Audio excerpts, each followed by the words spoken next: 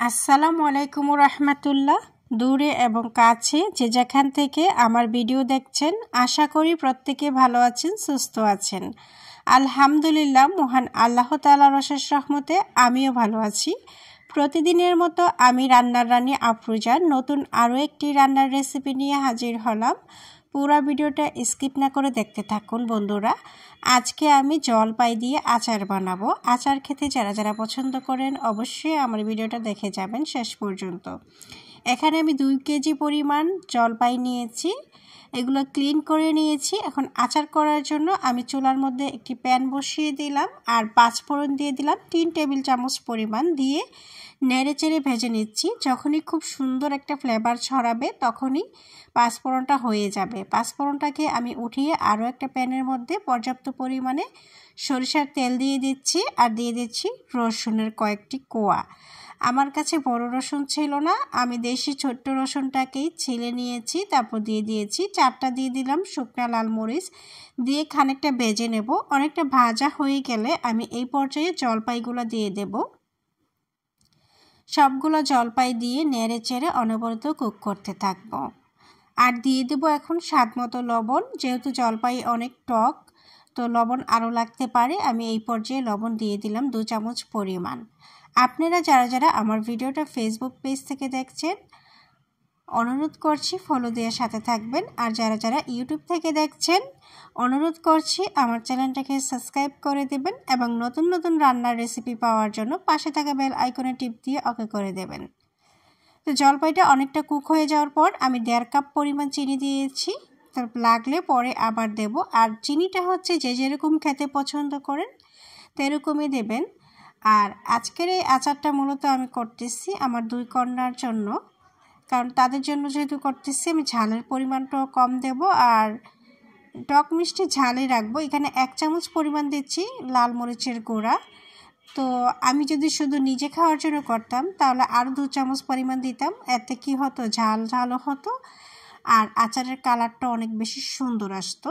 তো যাই হোক, এখন অনেকটা সিদ্ধ হয়ে যাওয়ার পর আমি এখন ডাল ঘুটনি দিয়ে প্রেস করে করে আমি এটাকে ভেঙে নিচ্ছি জলপাইগুলোকে।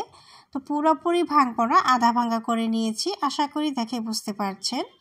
তো আমার কাছে মনে হয় সবচেয়ে সহজভাবে আমি আচারের রেসিপি দেখাচ্ছি।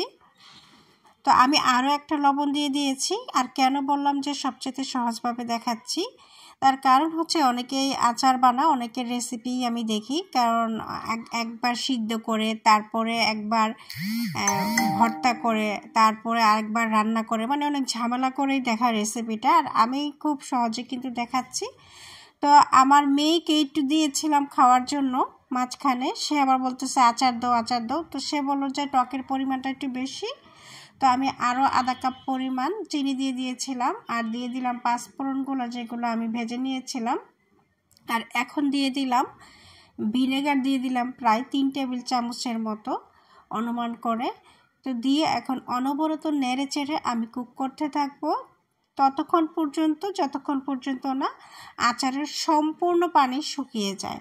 আচারে যদি কোনোভাবে পানি থাকে তাহলে এই আচারটা কিন্তু বেশি দিন থাকবে না, ফ্যাঙ্গাস পড়ে যাবে। আর এই পর্যায়ে দিয়ে দিলাম আমি বিট লবণ।